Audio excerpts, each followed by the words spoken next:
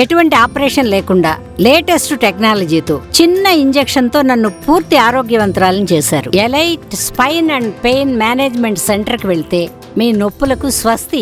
Last government అసలు ఇటువంటి దాని ఏమంటారు యాక్ట్లను కూడా చదువుకోకుండా ఎంత గుడ్డిగా ఇటువంటి జీవోలు ఇష్యూ చేసిందని చెప్పడానికి ఇది ఒక తార్కాణం కింద మనం భావించవచ్చు. ఎందుకంటే యాక్చువల్ గా వీళ్ళని గ్రామ వార్డు మహిళా సంరక్షణ కార్యదర్శుల కింద ఇందాక సభ్యులు చెప్పినట్టుగా జీవో నెంబర్ MS నెంబర్ 129 ప్రకారం 2019లో వీళ్ళు నియమించడం జరిగింది అధ్యక్ష. ఓవరాల్ గా చూస్తే అధ్యక్ష వీళ్ళు 15,000 మంది రిక్రూట్మెంట్ చేస్తే అధ్యక్ష దగ్గర 13,815 మంది మహిళా సంరక్షణ కార్యదర్శుల కింద పనిచేసే పరిస్థితి ఉంది అధ్యక్ష. అందులో సుమారుగా 1,189 ఆటోమేటిక్ ఇంకా ఖాళీలు ఉన్నాయి అధ్యక్ష. అయితే 13,815 మందికి అధ్యక్ష 2021కి వచ్చేసరికి మళ్ళా జీవో నెంబర్ 60 ప్రకారం చేసుకుని వాళ్ళని ఒక మహిళా రక్షణ కార్యదర్శుల కింద వార్డు లేక గ్రామ మహిళా రక్షణ కార్యదర్శుల కింద మార్చి వాళ్ళకి ఒక సెపరేట్ జాబ్ చార్ట్ ఇచ్చారు అధ్యక్ష. జాబ్ చార్ట్ లో కూడా అధ్యక్ష చూస్తే పోలీస్ డిపార్ట్మెంట్ ఇందాక కోన రవికుమార్ గారి సభ్యులు చెప్పినట్టుగా ఒక చీఫ్ సెక్రటరీకి ఎన్ని బాధ్యతలు ఉంటాయి అన్ని బాధ్యతలు కూడా ఒక గ్రామ మహిళా సంరక్షణ కార్యదర్శికి అప్పచెప్పడం అనేది చూస్తేనే అధ్యక్ష లాస్ట్ గవర్నమెంట్ తాలూకు అవివేకం అనేది చాలా క్లియర్ గా అర్థమవుతుంది అధ్యక్ష. ఎందుకంటే అధ్యక్ష ఈ రోజు మనం ఇక్కడ చూసుకుంటే అధ్యక్ష పోలీస్ డిపార్ట్మెంట్ లో ఒక ఉద్యోగం సాధించాలంటే వాళ్ళు శారీరక దారుఢ్య పరీక్షలు వాళ్ళు నెగ్గాలి, రిటర్న్ టెస్ట్ వాళ్ళ ఎగ్జామ్ పాస్ అవ్వాలి, 9 months ట్రైనింగ్ కఠోరమైన ట్రైనింగ్ ఉంటుంది అధ్యక్ష.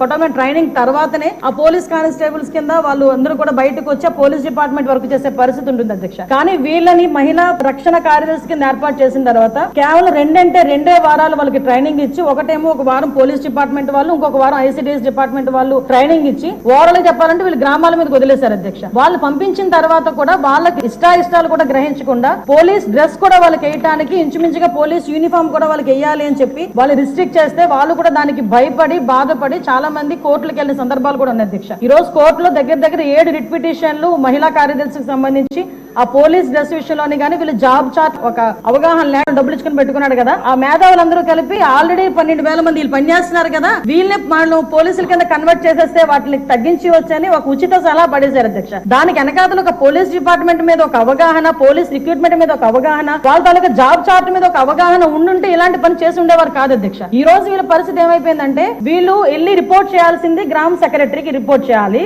వీళ్ళ అడ్మినిస్ట్రేటివ్ పవర్స్ ఎక్కడ ఉంటాయంటే పోలీస్ డిపార్ట్మెంట్ దగ్గర ఉంటాయి. వీళ్ళకి జీతం ఇచ్చేదేమో MPDO, లీవ్ ఇచ్చేదేమో MPDO, మళ్ళా తిరిగి ఒకవేళ ట్రాన్స్ఫర్ అవ్వాలంటే డిపార్ట్మెంట్ కలెక్టర్ దగ్గరికి వెళ్ళాలి అధ్యక్ష. అంటే వీళ్ళకి సంబంధించి ఒక అథారిటేటివ్ ఆఫీసర్ ఒకరు కూడా లేక ఇన్ని డిపార్ట్మెంట్స్ తో పోనీ పైకి వచ్చిన తర్వాత పని చేద్దామంటే వీళ్ళు తాలూకా అంటే పైచి ఎంత పెరిగిపోయిందంటే లాస్ట్ గవర్నమెంట్ కి వీళ్ళ చేతే తక్కువ జీతాలు ఇచ్చి ఎక్కువ పని చేయించుకుందామని క్రైమ్ ఆఫ్ ఎఫెన్స్ దగ్గర కూడా కాపాడడానికి కూడా వీళ్ళు తీసుకెళ్లాలంట. నాన్ బెయిలబుల్ వారెంట్లకు సంబంధించి వీళ్ళు సపోర్ట్ చేయాలంట. అక్కడికి వెళ్లి మహిళా సంరక్షణ కార్యదర్శుల కింద మహిళా రక్షణ కార్యదర్శుల కింద అక్కడ ఉన్న అవగాహన కల్పించడం లేకపోతే ICDS సంబంధించి ఏదైనా మిడ్ డే మీల్స్ చూడడం అంతవరకు ఓకే. ఆఖరికి పోలీస్ డిపార్ట్మెంట్ కి వాళ్ళ ఇన్వెస్టిగేషన్ లోని కూడా వీళ్ళు హెల్ప్ తీసుకొని చేసుకునే పరిస్థితి కనిపించింది. లాస్ట్ గవర్నమెంట్ లో చాలా మంది మాతోనే మొరపెట్టుకున్నారు అధ్యక్ష. మేము ప్రతిపక్షంలో ఉండేటప్పుడు పోరాటాలు చేసేటప్పుడు మమ్మల్ని ఆపడానికి ఈ మహిళా కానిస్టేబుల్ తో పాటు మహిళా పోలీసులు కూడా పంపించేవారు. మేము అడిగే వాళ్ళు మీరు ఎవరమ్మా మహిళా పోలీసా మహిళా కానిస్టేబుల్ అంటే మహిళా పోలీస్ అండి అని. ఇందులో విషయం ఏంటంటే అధ్యక్ష చాలా మంది ఏస్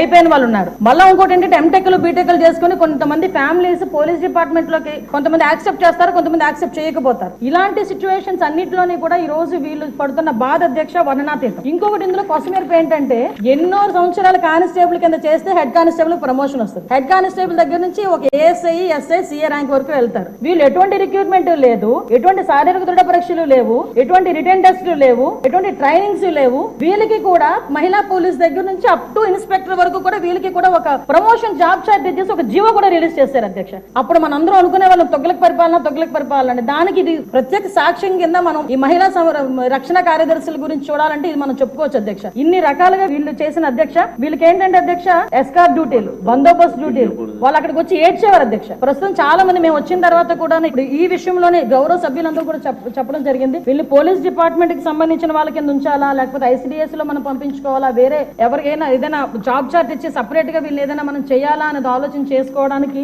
ఒక సుదీర్ఘమైన చర్చ అయితే జరగాలి అధ్యక్ష. మేము చర్చిస్తాం అధ్యక్ష. నా అప్పీల్ ఏంటంటే ఇక్కడ గౌరవ సభ్యులందరూ ఉన్నారు, గౌరవ సభ్యులందరూ కూడా ఈ విషయంలోనే మనందరికీ కూడా అవగాహన ఉంది. ఈ గౌరవ సభ్యులందరూ కూడా ఈ విషయంలో ఈ మహిళా కార్యదర్శుల విషయంలో మనం ఏం చేస్తే వాళ్ళ సేవలు వినియోగించుకునేటట్టుగా ఉంటుందో గౌరవ సభ్యులు ఎవరైనా లిఖిత పూర్వకంగా మాకు సూచనలు సలహాలు ఇచ్చినా దాన్ని బేస్ చేసుకుని అదే విధంగా మనం డిపార్ట్మెంట్ వాళ్ళతో కూడా చర్చించి దీని మీద నిర్ణయం తీసుకుని యాజ్ ఎర్లీ యాజ్ పాసిబుల్ మహిళా సంరక్షణ కార్యదర్శులకి ఒక జాబ్ చార్ట్ ఇస్తామని చెప్పి మీ ద్వారా సభకు తెలియజేసుకుంటున్నాను అధ్యక్ష.